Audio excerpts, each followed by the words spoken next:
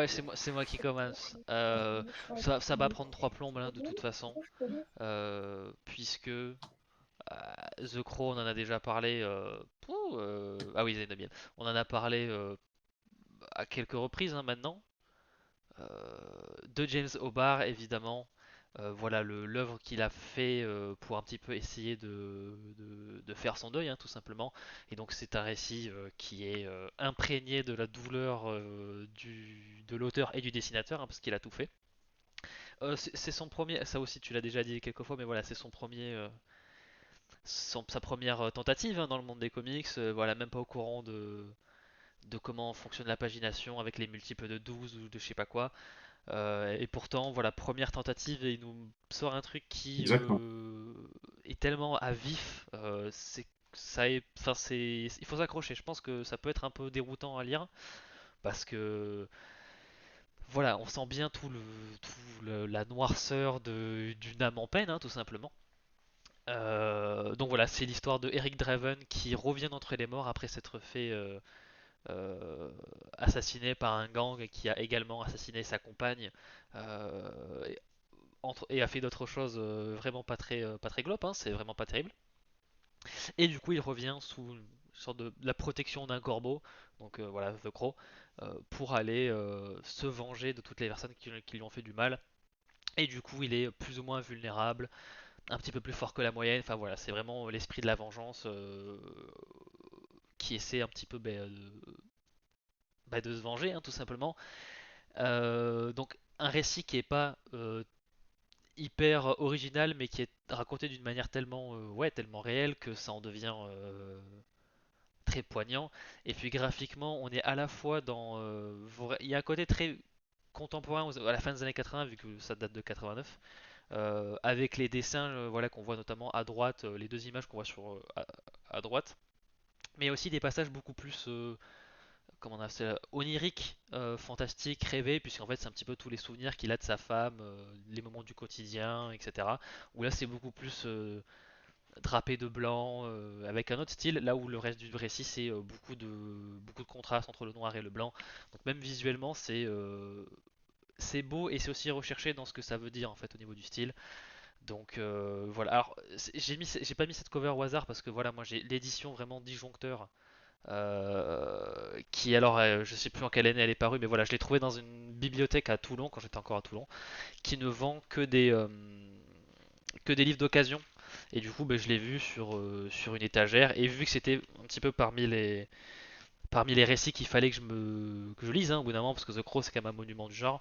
Voilà, c'est vraiment une édition. Là, il y a marqué troisième trimestre 1996. Donc voilà, c'est une édition de 1996. C'est plus vieux que moi. Voilà, le bouquin est plus vieux que moi. Mais voilà, The Crow, version française de Disjoncteur. Je pense que ça n'existe plus aujourd'hui ou peut-être sous une autre forme, mais je ne connaissais pas avant. Donc voilà, trade paperback, hein, c'est pas une Moi non hardcover plus. ou quoi que ce soit. Ah bah voilà, donc c'est quand même peut-être de l'époque. Donc voilà, c'est souple, c'est pas une hardcover ou quoi que ce soit. Mais voilà, ça fait le taf. Je sais même plus combien je l'ai payé, mais 99 francs si vous voulez faire le taux de conversion.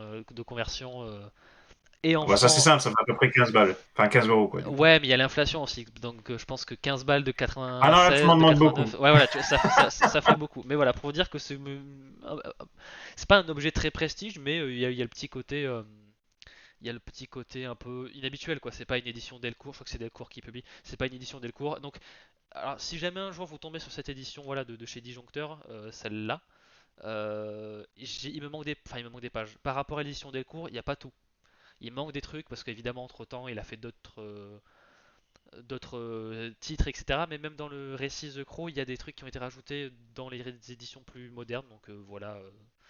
Mais voilà, The Crow évidemment, voilà, si ça a été adapté moult fois au cinéma, c'est parce qu'il y a un récit très poignant, très réel derrière, avec une iconographie très marquante, enfin marquante encore aujourd'hui, hein, ça a marqué les esprits, donc c'était bien. Voilà. En même temps, je m'en serais douté, enfin, ça m'aurait étonné que ce soit l'inverse, donc voilà. Très bonne lecture. J'ai enfin rattrapé. Pour une fois que je rattrape, je fais un peu mes devoirs de titres à lire dans une vie. Voilà, au moins j'ai fait The Crow. Alors moi c'est l'inverse, je n'ai connu que la version méga intégrale de Delcourt, donc je l'avais pris deux fois. Donc ils appellent ça je crois la version complète. Donc j'avais la version complète d'il y a quelques années, mais le problème c'est que j'ai revendu The Crow et finalement je me suis dit, il me le faut, donc je l'ai racheté encore une fois. Donc voilà, j'ai la version complète où tu as pas mal d'anecdotes, de commentaires de l'auteur où il dit clairement, par exemple, bah ça, vous voyez, c'était pas vraiment comme ça au tout début que je l'avais dessiné, mais le problème c'est que bah, à l'époque, bah, ça, je savais pas dessiner. C'est, ça montre un peu effectivement l'état d'esprit du bonhomme en mode vraiment, je fais ça en tant qu'exutoire et non pas parce que je suis un dessinateur pro entre guillemets, même si bien évidemment ses Je le dessins fais parce éclatent qu'il les faut miens. que je le fasse, quoi. Exactement. Et typiquement, c'est rare, mais du coup, ça fait partie de ce type d'œuvre où vaut mieux connaître l'envers du décor pour vraiment apprécier à 100% l'ouvrage, je trouve. Oui. En attendant, moi, Supergirl, Woman of Tomorrow, enfin, ouais, Woman of Tomorrow, donc voilà, je l'avais toujours pas lu. C'est à présent chose faite. Alors, au début, j'avais un petit peu peur, tout simplement parce que le visage de Supergirl m'inspirait pas trop, je trouvais un peu bizarre. Et à côté de ça, je trouvais que pour un ouvrage supposé être incontournable autour de Supergirl, bah, que Supergirl est quand même vachement secondaire. Mais une fois que tu pars de ce postulat que bah, finalement, oui, c'est ok, c'est une histoire avec Supergirl plutôt qu'une histoire de Supergirl, une fois que tu acceptes ça, mais c'est magistral. C'est vraiment très, très, très bon. Et puis, alors, pareil, quand je disais le dessin du visage de Supergirl, c'est que de l'ordre du détail, hein, parce que pour le reste, c'est vraiment mais irréprochable. Bilkis Evely a vraiment fait un travail de dingue. J'ai adoré. Alors que cela soit sur les visages de personnages, puisque bah, au final, pour Supergirl, j'ai fini par m'y faire aussi. Hein. Mais là, je parle surtout, surtout des décors et des scènes spatiales. Donc, les scènes où ils sont dans l'espace, où elle chevauche par exemple le cheval, c'est vraiment mais super, super beau. Quoi. Oh, mais regardez-moi ça, regardez-moi ce jeu de couleurs, c'est vraiment à couper le souffle. Donc voilà, on n'arrête pas de dire que Supergirl, Woman of Tomorrow est un incontournable. Bah écoutez, je confirme, hein, tout simplement. C'est un incontournable, c'est vraiment, vraiment bon. Donc voilà, je vous le conseille. Après, est-ce que du genre, c'est important de lire le bouquin par rapport au livre par rapport au film qui arrive? J'y crois pas une seconde. Pour moi, ils vont vachement s'éloigner du livre, justement, du fait que Supergirl soit pas centrale. Je pense que ça va les bloquer. Donc, à mon avis, on va vraiment être plus sur de l'inspiration que de la véritable adaptation. Mais bon, voilà, quoi, que ça ne vous empêche pas de prendre C'est ce beau. livre parce que clairement, il est très très bon. Quoi. Vraiment beaucoup aimé. Moi, il faut savoir que j'ai l'ancienne version. Donc pas l'édition Deluxe augmentée, tout ça. Alors ça, c'est édition augmentée en France. Donc moi j'ai l'ancienne version, voilà, qui est là, normale, sans les ajouts. Et du Celle-là date coup, de quand, du coup? je crois que je l'ai acheté. Ça devait être en 2023-2022, il me semble, si mes souvenirs sont corrects. Si je dis pas de bêtises. Ah, Où est le c'est dépôt pas si longtemps légal? que ça, quand même, alors, au final. Juillet 2022, cette version-là. Et j'avais dit que j'irais voir Bill Quiseley et Mateus Lopez, donc voilà, qui ont bossé sur ce bouquin en dédicace à Bordeaux. Donc du coup, il fallait acheter un bouquin. Du coup, j'en ai profité au lieu de racheter l'édition augmentée qui, du coup, ne rajoutait que les bonus, les commentaires des artistes, etc. Je me suis dit, je vais prendre la version noir et blanc pour voir vraiment que les traits de Bill Lively sont les couleurs de Mateus Lopez qui sont magnifiques. Hein, voilà, on peut pas lui reprocher d'avoir fait un mauvais travail, loin de là. Mais je me suis dit, tant qu'à faire, autant vraiment avoir les traits vraiment originaux, hein, sans la couleur par-dessus. Et bon après en noir et blanc c'est toujours un peu plus voilà bon c'est quand même ça reste quand même très beau hein, faut pas déconner mais je trouve que le titre perd un petit peu quelque chose quand il a pas les couleurs parce que les couleurs sont tellement magnifiques mais bon il y a un Ouais. côté quand même très voilà c'est beau quoi quand même En fait, et je pense que ça dépend de la situation. C'est comme mon avis, hein. Mais par exemple, lorsque vraiment ils voyagent aux côtés des extraterrestres, etc., je pense que là, le noir et blanc peut faire son effet. Par contre, dès que on est, par exemple, dans l'espace où tu as vraiment les nuances un peu de violet rose comme ça, hmm, là, c'est sublime. Et peut-être que du coup, tu perds un peu du charme avec le noir et blanc. mais c'est peut-être que mon simple ressenti. Voilà. Là, c'est vrai que par exemple, sur des personnages comme ça, le noir et blanc prend tout son sens, quoi. Voilà. Exactement, Voilà, exactement. sur peut-être les séquences les plus intimes, ça peut peut-être passer de personnages, mais c'est vrai que dès que c'est beaucoup des décors, ouais, voilà, là par exemple, ce genre de truc sans la couleur, alors ça reste quand même très joli hein, en termes d'utilisation du noir et tout ça, mais c'est vrai que sans la Ouais, couleur, mais on perd un truc. exactement. On perd un Typiquement, truc. c'est celle-là que j'avais en tête. Je pense que celle-là, par exemple, est bien plus efficace en couleur. Voilà. Absolument. Même, voilà, Bah, ouais, je l'avais il y a 2 secondes dans les mains. Je peux essayer de le retrouver. voilà. L'espèce de double page où on voit, je sais plus comment il s'appelle, le Pégase. Enfin voilà, c'est vraiment. Voilà. Et alors, juste, mais du coup, voilà. Il est dédicacé par Big Wissevli, Mateus Lopez. Voilà, petite fierté. Et alors, aussi, petite différence, c'est que, par exemple, par rapport à la version que moi j'ai, c'est légèrement plus grand. Mais vraiment, quand je dis légèrement, c'est que, voilà, ça dépasse un tout de ça, quoi. Donc, Là, je pense que voilà, je l'ai retrouvé. attends, Je hop. pense que là, elle fait quand même mieux en couleur, quoi. Ouais, elle marche, moi je trouve qu'elle marche mieux en couleur, ouais, clairement. Du coup, pour les curés, par rapport à cette édition augmentée, qu'est-ce qu'il y a de plus? Comme ça, vous pourrez faire votre choix si vraiment l'autre est encore trouvable à un prix raisonnable. Ici, en bonus, tu as les recherches graphiques, les recherches de couverture, une galerie de couverture alternative, les storyboards, les planches ancrées, le scénario alternatif inutilisé de Tom King. Donc ça fait déjà pas mal. Quoi. Et du coup, je me suis fait aussi fait dédicacer le premier numéro de Island of Windhorn. Pareil, j'en ai profité. Alors là, c'est une variant cover avec le faux Conan Othan the Vanquished. Euh, voilà, je le montre pour un peu me la péter. Montrer mon bulletin de guerre. Et alors, ils avaient aussi donné d'autres trucs. Ouais, voilà, ils avaient mis des lithographies avec et tout, donc c'est beau Ah, quand ça, même. ça fait toujours plaisir. Bill C'est toujours Quisevely. des sacrés Voilà. décos. Bah, surtout qu'en plus, c'est signé Bill Quisevely, quoi, les Ouais. lithographies, donc bon, on dit pas non, quoi. On dit Ils pas étaient non. sympas, en fait. Ouais, ils avaient l'air gentils. Je les ai très peu vus parce qu'en fait, Ça a enchaîné. ouais, ça enchaînait. Déjà que. Alors, il y avait ceux qui avaient été tirés au sort qui ont pu passer un peu plus de temps avec eux parce qu'ils. Big Wissively, il leur faisait un croquis, machin. Mais moi, j'ai pas été tiré au sort. Et du coup, c'était vraiment. On a vraiment entendu plus que ce qui était prévu. En gros, il y avait des gens derrière moi. Du coup, je leur ai parlé vite fait de le temps qu'ils fassent les dédicaces. En gros, genre, Ouais. j'aime beaucoup ce que vous faites, parler un peu vite fait de l'inspi Conan, et puis je voulais pas spécialement retarder les gens derrière moi, quoi. Donc, Je comprends, c'est sûr. mais si j'avais pu, oui, je l'aurais fait, mais je me sentais un peu mal de les retenir, etc. Même pour le staff du magasin, je pense qu'ils en avaient. Hmm. C'est une sacrée journée, quoi. Mais bon, ils sont très gentils à Pulse quand même.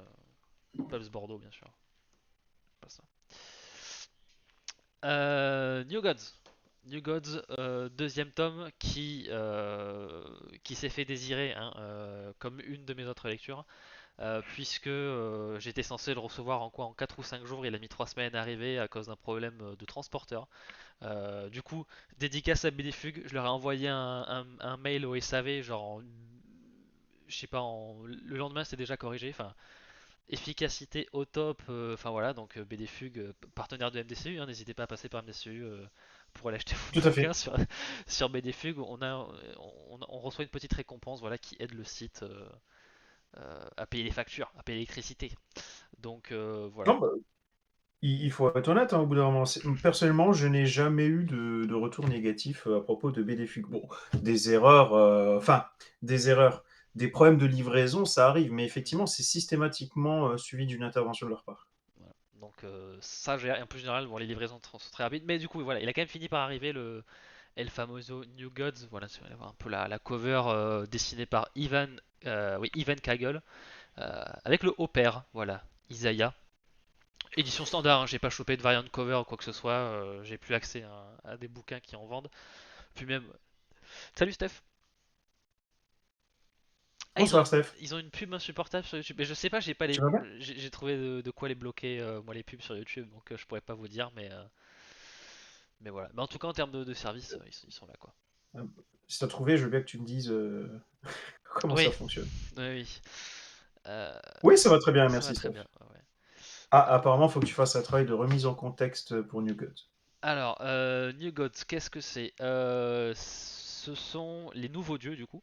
C'est un Merci panthéon Martin. de... Oui, exactement. C'est un... un panthéon de... Alors de dieux. Oui, c'est probablement des dieux qui ont été créés par Jack Kirby dans les années 70, si j'ai pas envie de dire de bêtises. Où en gros, c'est voilà, c'est clairement un petit peu des personnages et des récits qui veulent un petit peu être des sortes de tragédies modernes en gros, où c'est réinventer tout un panthéon de dieux, mais avec un côté très science-fiction. Donc on a un haut père, on a une sorte de paradis qui est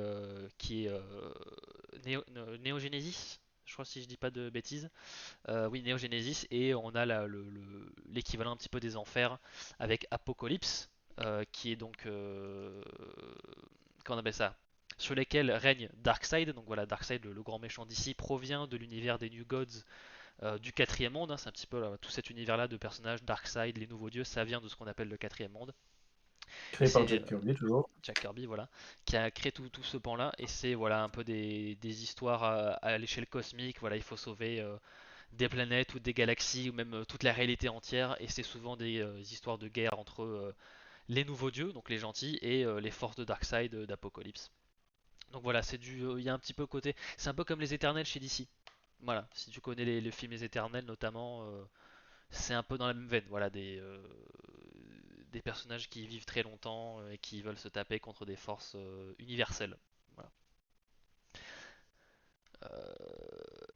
Donc ce deuxième tome, il y a pas mal de choses qui ont changé parce que pour une fois, Darkseid n'est pas là. Voilà, d'habitude c'est toujours lui le, le grand méchant, hein, c'est toujours lui la menace. Hein, c'est voilà, c'est Venom, c'est toujours lui. Dès qu'il y a une couille dans le potager, c'est la faute à Darkseid. Sauf que cette fois-ci non, voilà, parce que depuis quoi, 1 ou 2 ans, ben Darkseid alors il est pas mort, il est sous une autre forme, hein, avec l'univers absolute, et du coup, ben, pour une fois, ben, les nouveaux dieux doivent se poser la question de ben, qu'est-ce qui se passe avec l'équilibre de l'univers en fait quand il n'y a pas Darkseid. Est-ce qu'il n'y a pas une autre menace qui viendrait un petit peu euh, foutre la merde, hein, dans tout cet fragile équilibre. Et donc évidemment c'est ce que raconte cette histoire de New Gods par Ramvi. Et alors Ivan Kagel c'est le dessinateur principal, mais il y en a plein des dessinateurs parce que je pense que c'est un style, le style de Kagel met beaucoup de temps à être dessiné, hein, parce que c'est très beau, c'est très détaillé. Mais du coup voilà, il y a plein d'artistes qui le rejoignent. Et on suit là pour le coup la naissance d'un enfant qui est un petit peu prophétisé pour être un petit peu celui qui pourra faire basculer le cours des nouveaux dieux, des gens d'Apocalypse, etc. Donc c'est un petit peu la course pour aller trouver ce gamin et s'assurer que rien de mal ne lui arrive pour les gentils et pour les méchants, bah, de mettre la main dessus pour arriver à leur sombre dessin que je ne vais pas spoiler. C'est très très beau. Je l'avais dit pour le premier tome, mais c'est vraiment une tentative très honnête et moi je trouve très bonne d'essayer de capturer un peu l'esprit Kirby dans le sens de vraiment des histoires très fantasques avec des mythologies, des mythes oubliés, des dieux déchus, etc.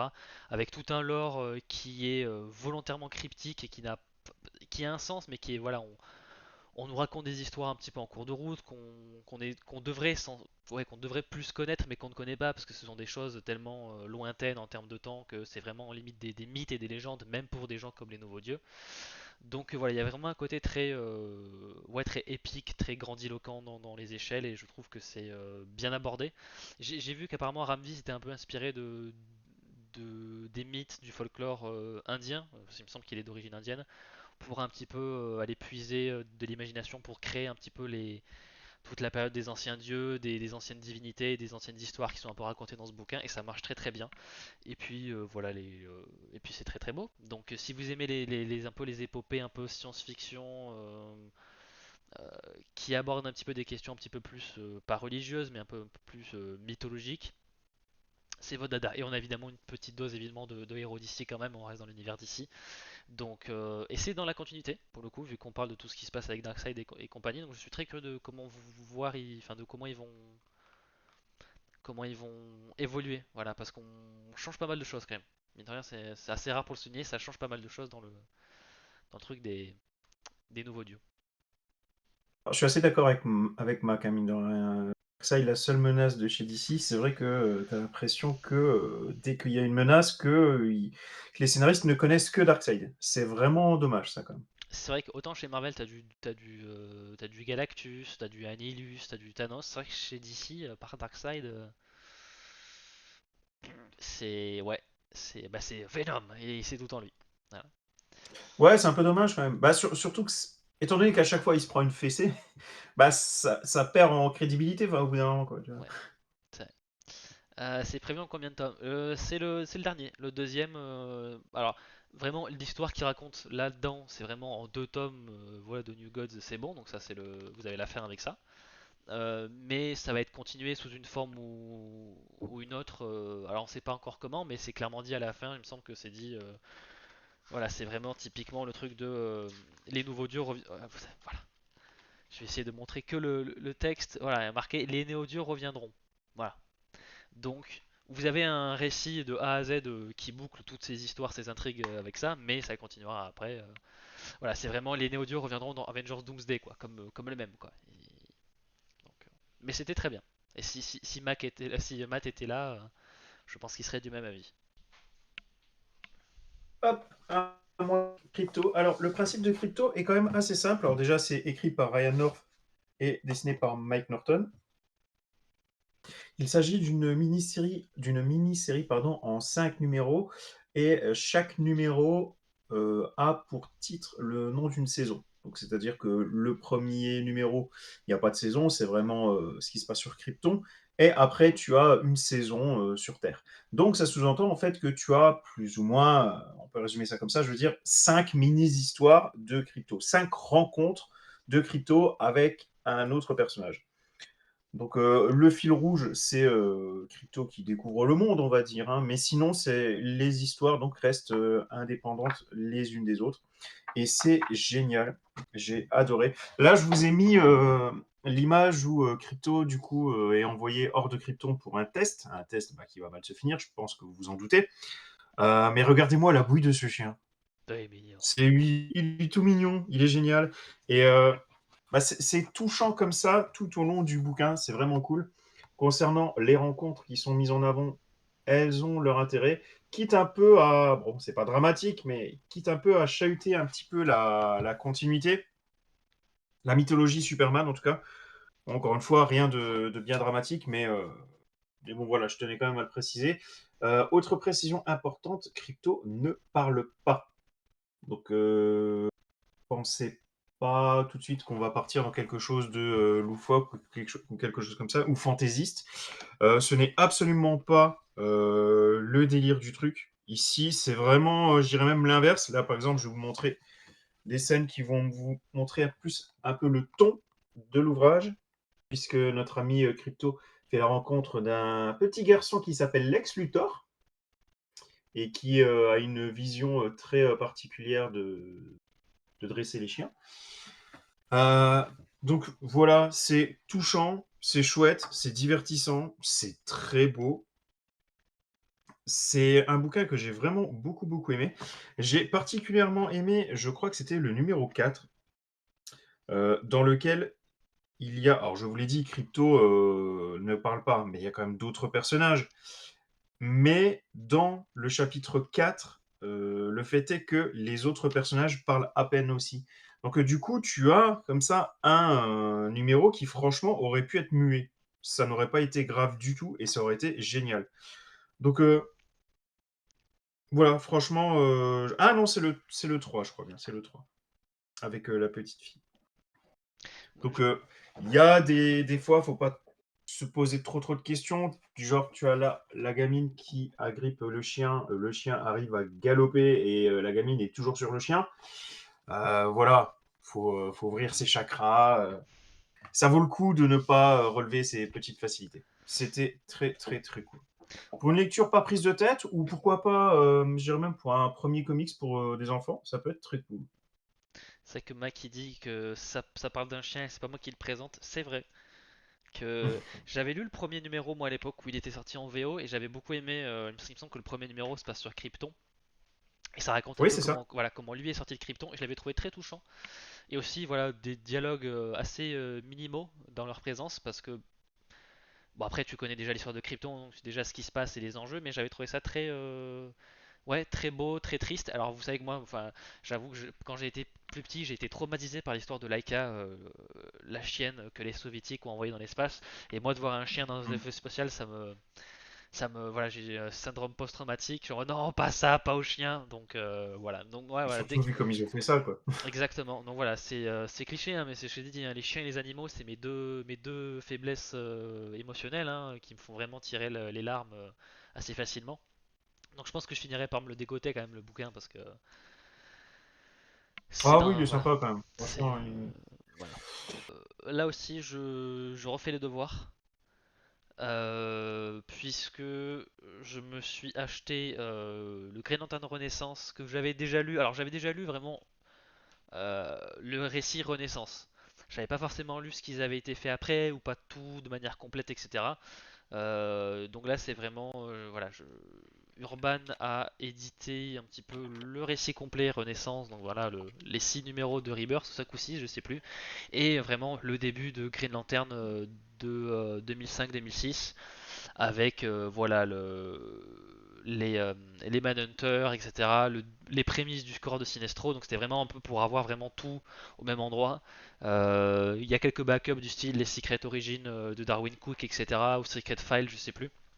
Voilà, c'était l'occasion de refaire ses devoirs et de tout, voilà, tout bien faire comme il faut dans l'ordre en version papier parce que j'avais lu ça en version numérique, c'est pas forcément la meilleure option selon moi. Donc voilà, j'en ai profité pour refaire mes devoirs comme il faut.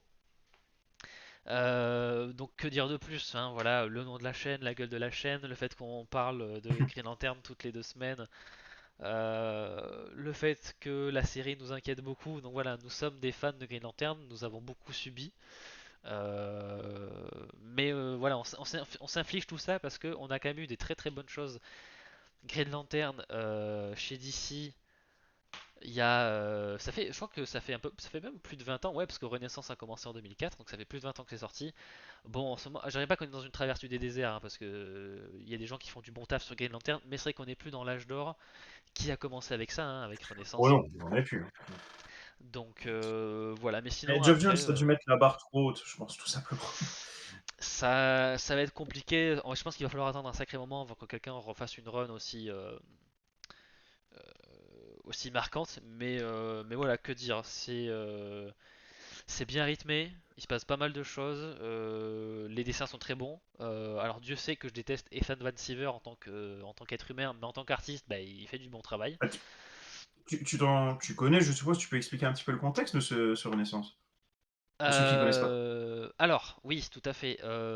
Alors, Green Lantern Renaissance, ça a été voilà, le récit qui a remis Al Jordan sur le devant de la scène, puisque dans les années 90, il est devenu complètement taré. Il a commencé à tuer plein plein de gens. Euh, il est devenu un méchant qui s'appelait Parallax pendant un petit bout de temps, et puis il s'est sacrifié en rallumant le soleil lors de Final Night.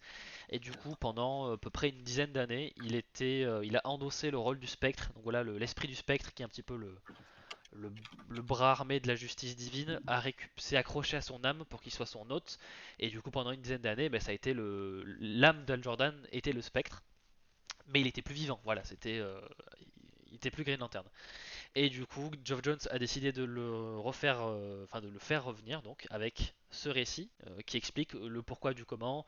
L'explication est pas trop foireuse. C'est vrai que ressusciter les personnages, ça peut être très casse-gueule parce que c'est souvent je veux ramener la version que moi j'aime de mon enfance et c'est typiquement ça, hein. Il a fait pareil avec Barry Allen, Geoff Jones. Mais si tu arrives à bien le faire, bon, c'est comme Dark Maul, faire revivre des gens, c'est un peu paresseux, mais si tu le fais bien, que tu fais des bonnes choses derrière, on te le pardonne. On pardonne. Voilà, exactement.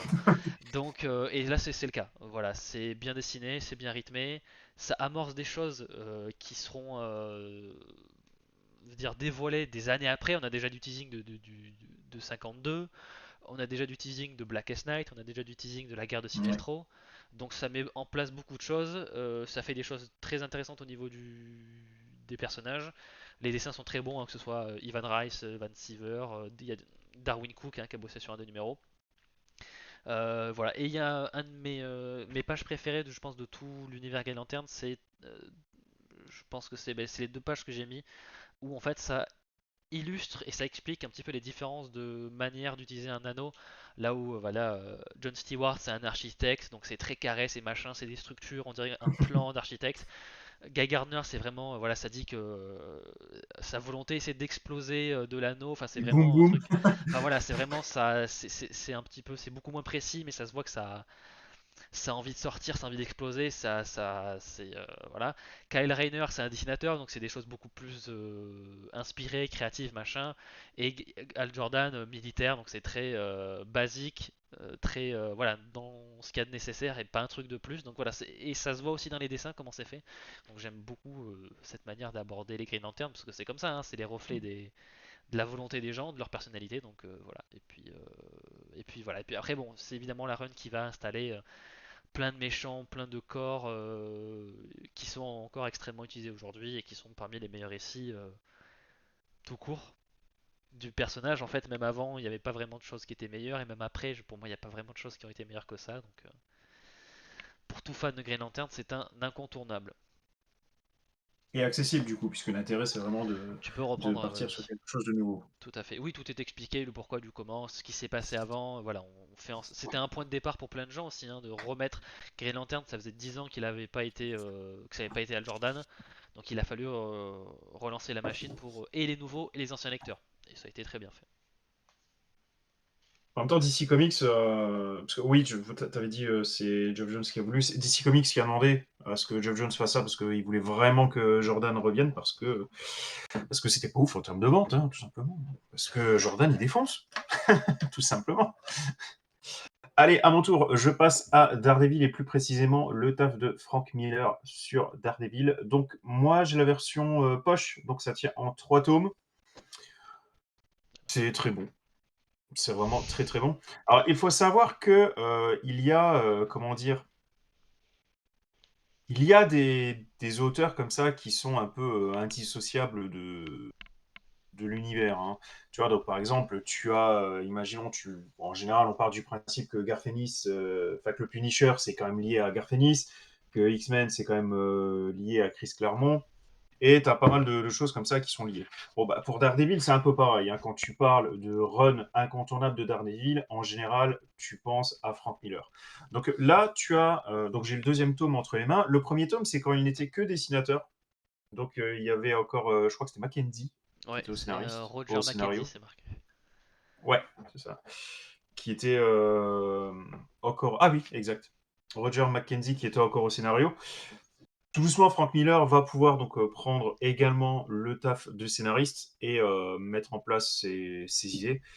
Et mon Dieu que c'est bon. Alors déjà, c'est à l'époque où il savait dessiner, où il savait vraiment faire des choses de ses doigts. C'était à l'époque où les histoires étaient plaisantes aussi, ne créaient pas de polémique, on va dire. Donc, et surtout, ça va vachement loin, quoi. C'est vraiment, vraiment chouette. C'est pas comment dire, c'est pas vraiment une revisite de Daredevil parce que tu reconnais en fait le personnage. Tu es dans la continuité de ce qui avait été fait par le passé. Mais il va vraiment plus loin, plus fort, c'est plus sombre. C'est vraiment, vraiment une très très bonne lecture et je comprends maintenant pourquoi donc Frank Miller, on part du principe qu'il a vraiment fait un bon travail sur Daredevil, parce que c'est le cas, c'est vraiment très très bon. Donc ça tient en 3 tomes, si vraiment ça vous intéresse, surtout n'hésitez pas. Il y a quand même des scènes archi connu de l'univers de Daredevil, donc notamment la mort d'Electra, c'est dans ce run que cela a lieu. C'est suite à ça aussi que Frank Miller avait expliqué que tous ceux qui avaient fait Electra après lui n'avaient pas vraiment fait Electra, qu'il n'y a que son Electra qui est la véritable Electra. Voilà, Frank Miller, c'est aussi ça, hein, c'est tout un personnage à lui tout seul. Donc voilà, c'est très très très bon. Je, je pense que je l'ai dit 1000 fois, voilà, on vous le dit 1001 fois, on vous le conseille. 1000 heures à une fois. Et donc, j'ai presque fini le tome 2 et j'ai hâte d'attaquer le tome 3. D'ailleurs, paradoxe, je pense que Miller est plus connu pour son travail sur Batman, même si, pour moi, il a plus marqué le personnage de Daredevil, parce qu'il a peut-être fait plus de temps chez Il était Daredevil. plus longtemps dessus. Donc Ouais. je pense qu'il est en termes d'importance sur l'évolution du personnage, je pense qu'il a beaucoup plus marqué Daredevil en termes de durée, en termes d'empreinte, même si en fait je pense que Batman ça a été quelques coups d'éclat absolument fantastiques, mais il n'a pas eu cette présence sur le long terme qui fait que bah, Miller a quand même il a posé sa grosse patte sur Daredevil, quoi, clairement. Bah, tu as. Attends. Euh, Born Again, Tu as. Oui, enfin, c'est lui de Dark Knight Returns aussi. Alors, effectivement, c'était une mini-série, donc c'est un peu et c'est en difficile continuité. de dire que. Ouais, Et ça, ça ça tient aussi, en 4 numéros, mais bon, t'as vu la tête des 4 numéros. Il y a clairement un avant et un après Dark Knight Returns. Hein. clairement. Do a Power Bomb. Bon voilà, de temps en temps on cale quelques références catch.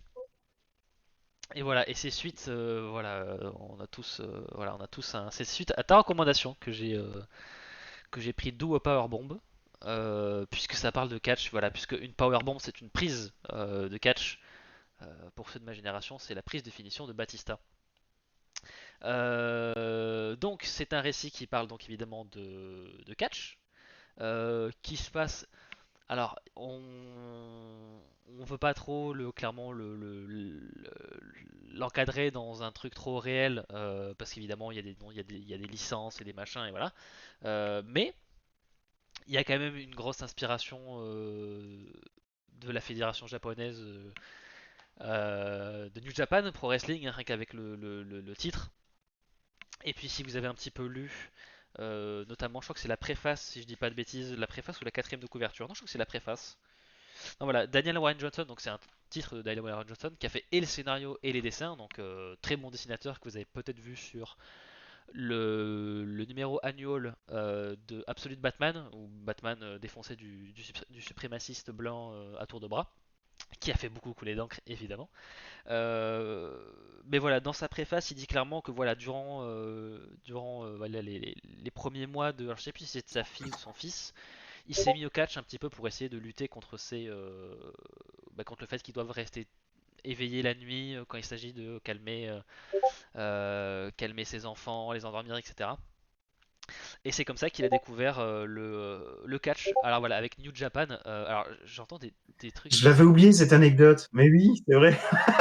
Donc voilà, il a découvert le catch avec la New Japan, donc voilà, qui est la fédération japonaise de catch, précisément pendant le G1 Climax, qui est peut-être le tournoi le plus prestigieux de catch au monde en fait, hein. C'est vraiment le tournoi le plus reconnu. Et c'est vraiment l'occasion d'avoir des matchs d'exhibition. Il n'y a pas vraiment d'histoire derrière, mais c'est toujours de voir des matchs d'exhibition avec des talents fous. Donc voilà, je pense qu'il a dû prendre une sacrée claque technique dans le ring, et ça se voit clairement dans l'inspiration du titre, parce que alors il y a une histoire comme dans pas mal de fédérations de catch, etc. Mais il a vraiment pas lésiné sur ce qui se passe dans le ring, hein, parce que c'est important aussi. Donc Do Powerbomb, c'est voilà l'histoire d'une catcheuse qui a vu sa mère se faire tuer dans le ring par accident, puisque sa mère était également catcheuse. Et voilà, et qui décide de persévérer dans le monde du catch malgré la désapprobation de son père, qui était aussi de lui enfin qui accompagnait sa femme, enfin là, qui est dans le milieu du catch. Euh, donc voilà, malgré la désapprobation de son père, voilà, elle décide quand même de persévérer et elle entend parler d'un tournoi qui pourrait lui accorder un petit peu ce qu'elle désire par-dessus tout. On va rester vague parce que c'est vraiment un truc qu'il faut pas spoiler. Je me suis fait spoiler un truc, mais qui est pas le plus important. Et qu'on c'est déjà voilà, une fois le premier numéro fait, voilà, on a déjà le pitch, on a déjà vraiment tout le schmilblick qui se met en place, mais il y a d'autres surprises qui arrivent après, et j'ai vraiment pas envie de vous gâcher la surprise parce qu'il y a une sacrée surprise hein, qui arrive assez tôt dans le titre, mais qui est quand même assez surprenante et qui a lieu à beaucoup de drama parce que ben, mine de rien, même si ça parle de catch, le plus important dans l'histoire c'est un petit peu les aspects familiaux, les aspects dramatiques, les aspects de personnages, et c'est très très bien fait. Pour le coup, le cœur émotionnel est là, et le catch, quand il y a les émotions, tout suit derrière. Tout est mieux, tout est plus intense, tout est plus C'est les spectaculaire. émotions. Voilà, comme le disait Zizou, c'est les émotions. Et voilà, c'est pareil. Et puis, ouais, évidemment, c'est dessiné par Warren Johnson, donc qui a un style qui peut être à la fois très fourni, où il y a beaucoup d'éléments. Voilà, l'image à droite, c'est vraiment beaucoup d'éléments. Il y a de la Chargé. fouille, il y a du cri. C'est très chargé, mais il y a des planches, il y a des planches et pas des pages.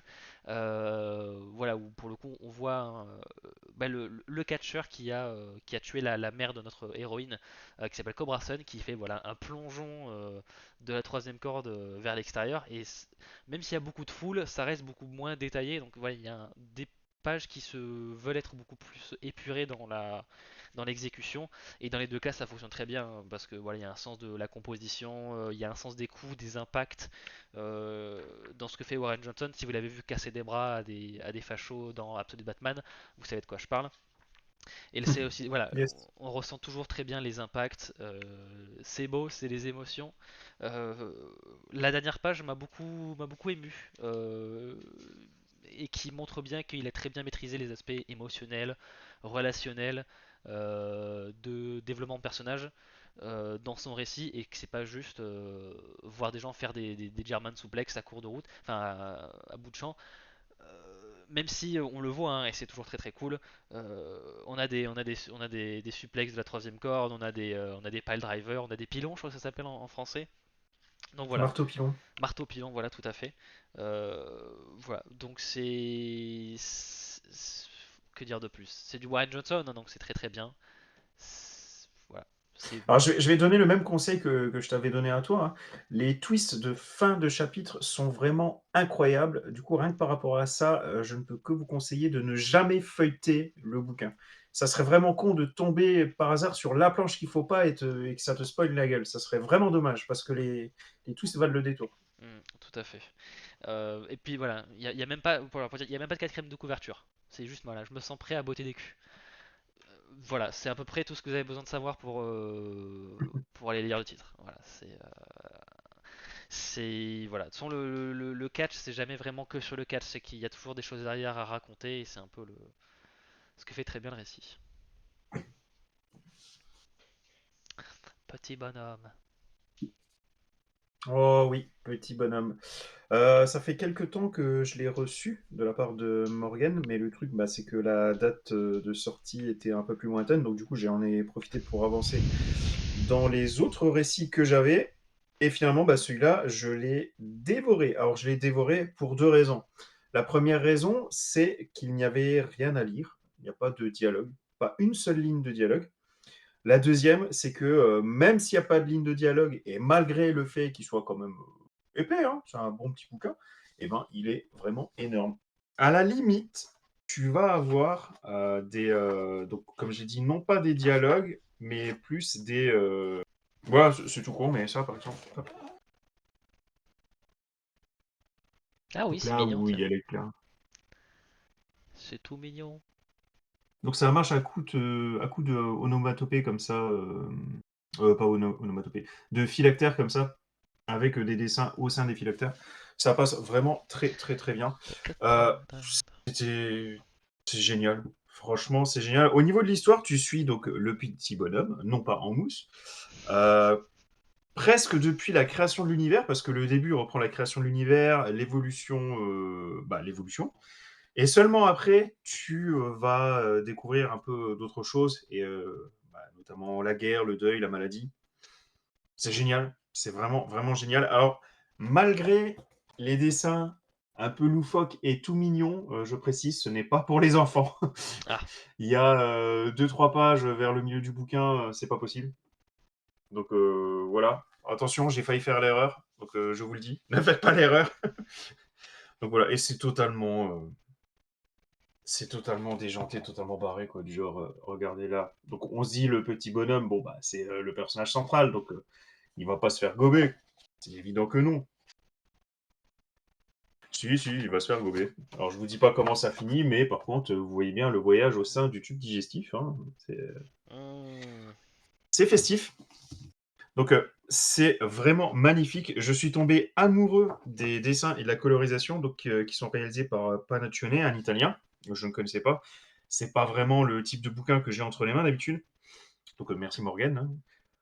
Franchement, je vous le conseille mille fois. C'est touchant, on passe par quand même pas mal d'émotions. Des fois, c'est même drôle. C'est super dessiné, c'est, sérieux et en même temps, c'est tellement loufoque. Je J'adore. Enfin, là, par exemple, ça, c'est on t'explique un peu, la création de l'univers, mais voilà, on te l'explique à la manière, Petit Bonhomme, quoi. Je J'adore. Franchement, si vous avez l'occasion de le feuilleter ou même de le prendre, je vous le conseille. Personnellement, sur un DCU, ça faisait longtemps, ça faisait un petit moment. Je lui ai mis 5/5.